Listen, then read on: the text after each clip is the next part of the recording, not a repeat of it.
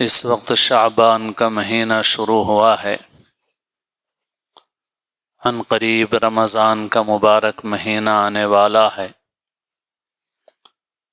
اللہ تعالیٰ اپنے فضل سے، اپنے کرم سے ہماری عمروں میں برکت عطا فرمائے اور ہمیں رمضان المبارک نیک اعمال کی توفیق کے ساتھ اللہ تعالیٰ ہمیں عطا فرمائے۔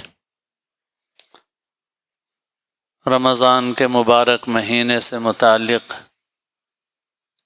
کچھ مختصر باتیں اس وقت عرض کی جا رہی ہیں۔ اس دنیا میں انسان جو وقت گزار رہا ہے، اس وقت کا صحیح فائدہ یہ ہے کہ انسان اس کے ذریعے سے اپنی آخرت کی زندگی کو کامیاب بنائے۔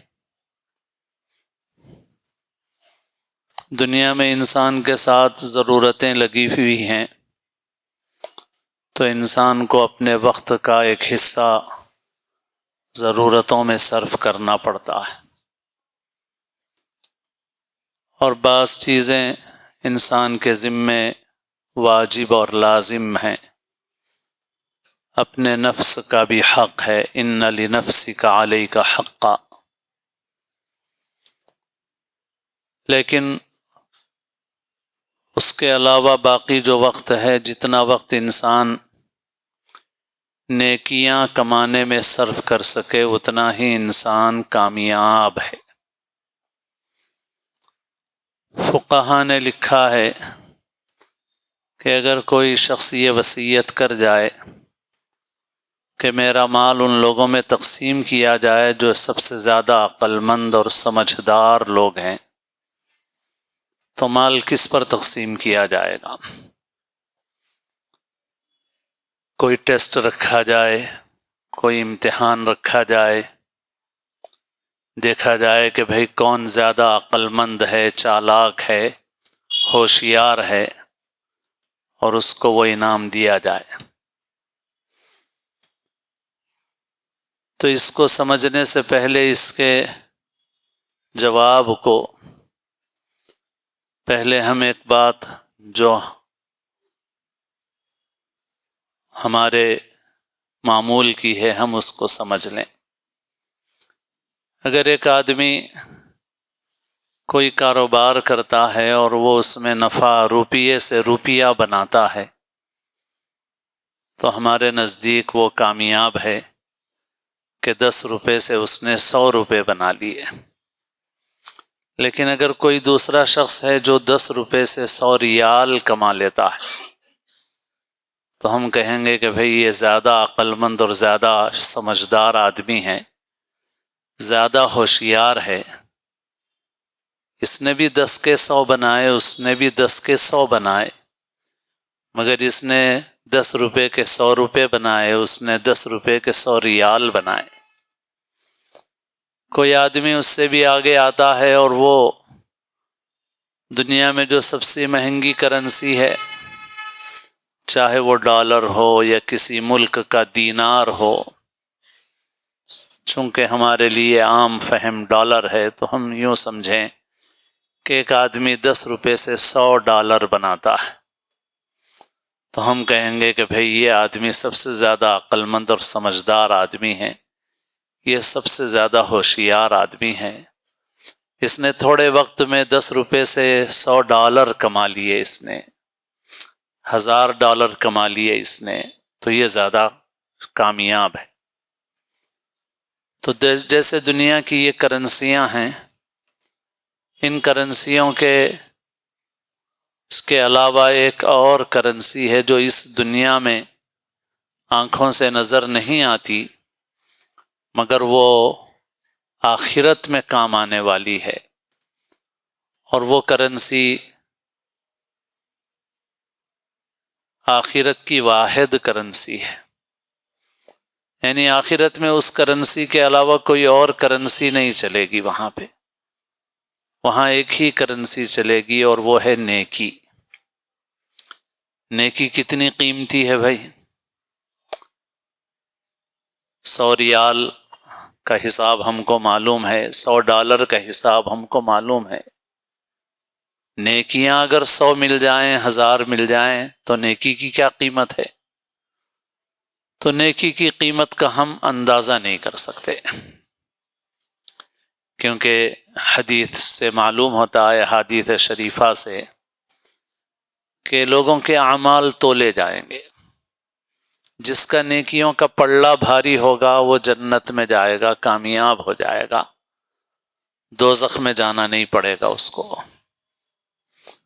تو جس وقت انسان کی نیکیاں تلیں گی اور انسان کو نامہ اعمال، نیکیوں کا پلڑا بھاری ہونے کے لیے انسان کو نیکی کی ضرورت ہوگی، تو انسان دنیا اور دنیا میں جو کچھ ہے سب دے کر ایک نیکی حاصل کرنا چاہے گا، تاکہ اس کا نیکیوں کا پلڑا بھاری ہو جائے گا۔ تو نیکی اتنی بڑی چیز ہے۔ نیکی کی قیمت کا مگر ہمیں اندازہ نہیں ہے۔ ایک تمثیل بھی عرض کیا کرتا ہوں میں کہ ایک شخص امریکہ سے آیا اور بازار گیا حیدرآباد میں، وہ سودا خریدنے کے لیے۔ اس نے 5 روپے کی بھاجی خریدی، اور خریدنے کے بعد پیسے دینے کے لیے جیب میں ہاتھ ڈالا تو اس کو یاد آیا کہ بھئی میں تو کرنسی تبدیل نہیں کرایا ہوں، اور میرے پاس روپیہ ہے نہیں، اس کو روپیہ کہاں سے دوں گا؟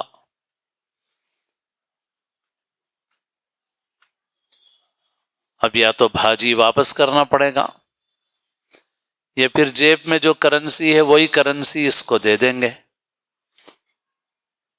مگر وہ کرنسی تو مہنگی ہے۔ مگر اس نے سوچا کہ میرے لیے تو اتنی اہمیت نہیں ہے، اللہ نے مجھے بہت دیا ہے، لہذا چلو 5 روپے نہیں ہیں تو کوئی بات نہیں، اس کو $1 دے دیتے ہیں۔ تو اس نے جیب سے $1 کا ایک نوٹ نکالا، فرض کرو وہ $10 کا نوٹ تھا۔ اس نے بھاجی بیچنے والی عورت کو وہ $10 کا نوٹ دیا، اور اس نے کہا اماں 5 روپے نہیں مل رہے ہیں، یہ لے لے۔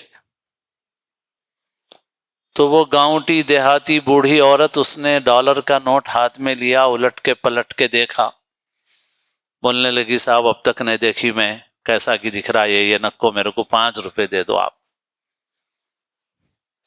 ارے اماں 5 روپے نہیں ہیں، یہ دے رہا ہوں، لے لے، 5 روپے سے بھی بہت بڑھ کے ہے، بعد میں یاد کرے گی، خوش ہو جائے گی، رکھ لے۔ نکو صاحب نکو، میرے کو 5 روپے دے دو۔ اس نے کہا 5 روپے نہیں ہے اماں۔ اس نے کہا 5 روپے دو، نہیں تو میری بھاجی واپس کرو۔ تو اس نے جیب میں ادھر ادھر ڈھونڈا تو اتفاق سے کوئی پرانا رکھا ہوا سکہ 5 کا نکل گیا، تو اس نے 5 کا سکہ نکال کے اس کو دے دیا۔ تو بھاجی بیچنے والی اس عورت نے خوشی خوشی 5 کا سکہ لے لیا، $1 کا نوٹ واپس کر دیا۔ $1 کا نوٹ ہاتھ میں تھا تو چہرے پہ پریشانی تھی، دل میں بے اطمینانی تھی، اصلی ہے کہ جعلی ہے کہ چلتا کہ نہیں چلتا کہ کام آتا کہ نہیں کام آتا کہ۔ 5 روپے مل گئے تو دل خوش ہو گیا، چہرے پہ خوشی آ گئی، دل میں اطمینان آ گیا کہ میری بھاجی کی قیمت مجھے مل گئی۔ تو بس ایسا ہی ہمارا بھی حال ہے، ہم کو 5 روپے تو معلوم ہے مگر $1 نہیں معلوم ہے، یعنی نیکی نہیں معلوم ہے ہم کو۔ تو پوری زندگی میں ہی کامیابی اس میں ہے کہ انسان وہ کرنسی کمائے جو کرنسی سب سے قیمتی ہے، اور جو کبھی بھی ڈی ویلو ہونے والی نہیں ہے۔ باقی دنیا کی ہر کرنسی ڈی ویلو ہونے والی ہے، ہر کرنسی ڈی ویلو دنیا میں بھی ہوتی ہے۔ دنیا میں ملکوں میں انقلاب آتے ہیں تو کرنسیوں کی قیمت ختم ہو جاتی ہے۔ رشیا ٹوٹ گیا تو وہاں کی کرنسی کو جلا کر کے لوگوں نے چائے بنائی، کیونکہ اس کی کوئی قیمت ہی نہیں تھی، لکڑی اور کاغذ دونوں ایک ہی جیسے تھے تو جلا کے چائے بنائی، کوئی ویلو ہی نہیں تھی۔ قیامت کے بازار میں بھی وہ ساری کرنسیاں جو آج ویلو رکھتی ہیں وہ ڈی ویلو ہو جائیں گی۔ آج سونے کی ویلو بڑھتی جا رہی ہے تو ہمیں فکر ہے کہ بھائی سونے میں تبدیل کر لیں اپنی دولت کو، لیکن قیامت کے میدان میں سونا بھی کام نہیں آئے گا۔ کوئی حقدار دوسرے سے ملے گا کہ بھائی مجھے میرا حق دو، 100 روپے لیے تھے میرے، وہ کہے گا 100 روپے کے بدلے میں 1000 روپے لے لو، 1,00,000 روپے لے لو، مگر وہ لینے تیار نہیں ہوگا۔ سونا لے لو تو سونا لینے بھی تیار نہیں ہوگا، کیونکہ سونا ایسا پڑا ہوا ہوگا جیسے زمین پہ اس وقت مٹی پڑی ہوئی ہے، پتھر پڑے ہوئے ہیں، کوئی اس کو لینے والا نہیں ہوگا۔ تو عرض یہ کر رہا تھا، شروع میں جو بات عرض کی گئی تھی کہ فقہا کہتے ہیں مال کس کو دیا جائے بھائی؟ تو بھائی سب سے زیادہ عقل مند کو دیا جائے، تو سب سے زیادہ عقل مند کون ہے؟ روپیہ کمانے والے سے ریال کمانے والا عقل مند ہے، ریال کمانے والے سے ڈالر بنانے والا عقل مند ہے۔ تو ایسے ہی سب سے زیادہ عقل مند وہ ہے جو زندگی کے اس سرمایے سے نیکیاں بنا لے، نیکیاں کما لے۔ جو جتنی نیکیاں کمائے گا اور بچا کے لے جائے گا، کیونکہ ایک ہے کمانا اور ایک ہے اس کی حفاظت کرنا، بچانا۔ دنیا کے اعتبار سے بھی ہم میں سے بہت سے لوگ ہیں بہت کماتے ہیں مگر بچاتے کچھ بھی نہیں ہیں۔ کچھ لوگ ہیں جو بچا کے رکھتے ہیں تو بہت مالدار رہتے ہیں۔ تو ایسے ہی نیکیاں کمائے اور پھر نیکیاں بچا کے لے جائے، کیونکہ بعض اوقات کمائے گا مگر بچی ہوئی نہیں رہیں گی۔ آپ صلی اللہ علیہ وسلم نے پوچھا تدرون مل مفلس، جانتے ہو مفلس کون ہے؟ لوگوں نے عرض کیا ہمارے درمیان مفلس وہ ہے جس کے پاس سونا نہ ہو، سامان نہ ہو، من لا درہم لہ ولا متاع۔ آپ نے فرمایا کہ میری امت کا مفلس وہ ہے جو قیامت کے دن نیکیوں کے پہاڑ لے کے آئے گا، مگر اس حال میں آئے گا کہ دوسروں کے حقوق مارے تھے، کسی کو پیٹ دیا، کسی کو گالی دے دی، کسی پر الزام لگا دیا، تہمت لگا دی، کسی کا مال غصب کر لیا، تو حقدار آئیں گے بولیں گے ہمارا حق دو، تو حق کائے میں دیا جائے گا؟ اس کرنسی میں دیا جائے گا جس کی ویلو ہے، یعنی نیکی، تو نیکیاں ختم ہو جائیں گی، پھر اس کے پاس نیکیاں باقی نہیں رہیں گی، گناہوں کا بوجھ رہے گا اور جہنم کا حکم ہو جائے گا اس کے لیے۔ تو عقل مند وہ ہے۔ انبیاء یہی بتانے کے لیے آتے ہیں۔ تو بہرحال رمضان کا آنے والا مبارک جو مہینہ ہے وہ مہینہ بازاروں کا نہیں ہے، وہ نیکیاں کمانے کا مہینہ ہے۔ ابھی سے تیاری کرنا ہے۔ عید کے دن نئے کپڑے پہننا کوئی ضروری نہیں ہے، باقی اگر لیا تو کوئی گناہ بھی نہیں ہے، مگر ایک جوڑے کے لیے پورا رمضان برباد مت کرو۔ لہٰذا بچوں کے لیے اور جن کو ضرورت ہے ان کو لینا ہے تو ابھی سے لے لو، رمضان سے پہلے اس کام سے فارغ ہو جاؤ۔ اور اخیر میں ایک بات خاص طور پر اس وقت عرض کرنے کی ہے، آج ایک نوجوان نے یاد دلایا اور اہم بات ہے، بازاروں کی مختلف شکلیں چل رہی ہیں اور یہی بات قابل افسوس ہے کہ آخری عشرہ بازار بھر جاتے ہیں، مسجدوں میں لوگ کم ہو جاتے ہیں اور بہت ساری برائیاں خرابیاں ہو رہی ہیں۔ اسی کی باتیں ہوتی تھیں، لیکن اب ایک اور ایسا سلسلہ شروع ہوا ہے جس نے مزید خرابی پیدا کر دی ہے۔ بڑے بڑے شادی خانے لیے جا رہے ہیں اور اس میں جشن رمضان یا سوق رمضان، رمضان بازار لگایا جا رہا ہے۔ تو بازار میں تو دکانیں لگتی ہیں، لیکن ساتھ ہی ساتھ اس میں کچھ ایسے لوگوں کو بلایا جا رہا ہے جو کسی فلموں کے اعتبار سے مشہور ہیں، ڈراموں کے اعتبار سے مشہور ہیں، یوٹیوبر بنے ہوئے ہیں، یا کچھ اور اس طرح کی لائنیں ہیں جو لہو و لعب کی ہیں یا فسق و فجور کی ہیں،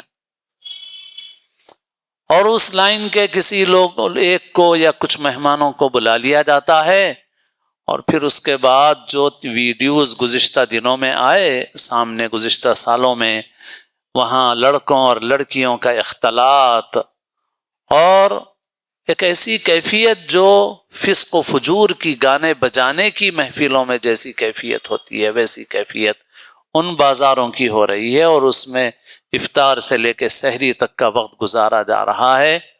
بھائی اللہ کی نافرمانی، اور وہ بھی اس درجے کی اللہ کے عذاب سے ڈرنا چاہیے۔ اول تو بازاروں کا مہینہ نہیں ہے، عام بازار ہی کیا کم تھے، اور اس کو تو بازاروں سے آگے بڑھا کے بے پردگی اور گانے بجانے کی کیفیت، فسق و فجور والا ماحول، وہ مشابہت پوری ایسی کیفیت پیدا کر دی کہ رمضان کا تقدس ختم ہو رہا ہے اس سے، اور بہت قابل افسوس صورتحال ہے۔ اس سلسلے میں علماء کرام کو بھی، خطباء کرام کو ہر مسجد سے توجہ دلانا چاہیے اور لوگوں کو سمجھانا چاہیے، اس لیے کہ نصیحت بہرحال ایمان والوں کو فائدہ دیتی ہے۔ وَذَكِّرْ فَإِنَّ الذِّكْرَىٰ تَنفَعُ الْمُؤْمِنِينَ۔